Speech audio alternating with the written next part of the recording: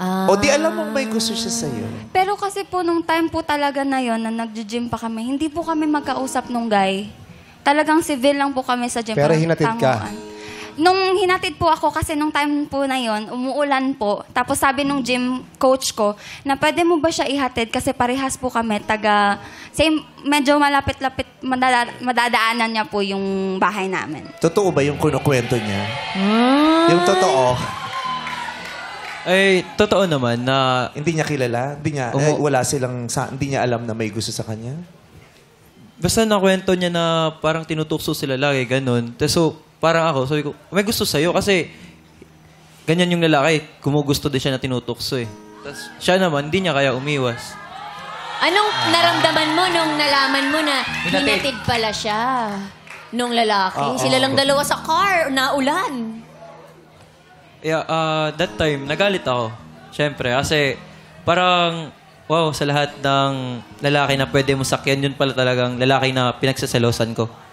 Aware siya? Aware ka na nagsiselos siya dun sa lalaki? Parang ganun na po. Ganun na nga po. Pero nagpaalam po ako sa kanya nung time na ihahatid po ako. Nagpaalam pala siya sa'yo Pero sabi niya po hindi, pero parang pinilit. Hindi pala pumayag eh. Bakit sumakay ka pa rin, Jamie? Yung pala, Jamie, alam mo na palang nagsiselo si Kian doon, bakit hindi mo maiwasan yung lalaki Oo. yun? Kasi po, yung totoo po kasi, wala po talagang something. Sa'yo nga, walang mali siya. Pero kay Kian kasi meron sobrang nasasaktan na talaga si na kasi siya. Kian. Nung time na yun po, sumakay po ako kasi gabi na po, tsaka mas comfortable ako na makisakay kaysa mag-commute pa. Kasi nung time na yun, hindi po ako Hindi mo ba maisip yung consequence? Anong oras na ba yun? Mga 9 na po, ganun. 9, 9:30. Aga pa nun, no? Wala na pong dumadaan masyado na jeep. Tapos sobrang lakas po ng ulan. Malakas ang ulan. Tsaka pinilit po, Ba't talagang di ka nagpati dun sa coach? Oh. Yung coach ko po out of the way, sobrang... Ba't di ka nagpasundo kay Kian? Kian, oo. Kasi di ba gagawin niya lahat? Sabi niya, gagawin ko po lahat para sa girlfriend ko. Nung time po na yon, wala po siyang masakyan na sasakyan. Nasaan ka nun, Kian? JV. Wait lang. Kung yung time na yon, tumawag siya sa'yo at sasabihin, Kian, baka pwede mo ako sunduin. Susunduin mo ba siya? Aminin ko yung totoo, hindi. Kasi that time, I was very busy running for SK and school. Hindi mo naman pala siya kayang sunduin eh.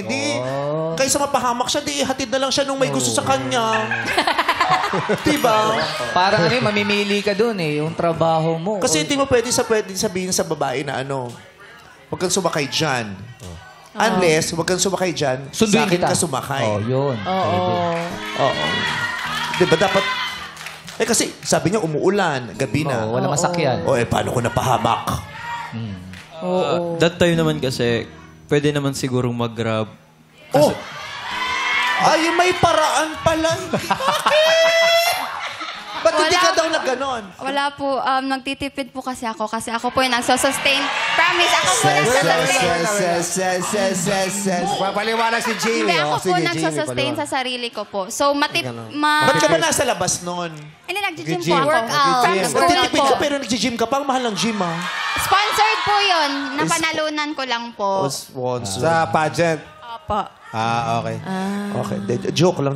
Pero, minsan ba humihingi ka ng oras din na magkaroon ng oras sa'yo si Kian? Hindi naman po. Kasi hindi po ako ganun clingy. And understanding po ako. Alam ko po kasi na tumatakbo siya. Noon time na yun. So, supportive po ako to the point na hinahayaan ko po siya pag busy siya. Hindi po ako nangungulit.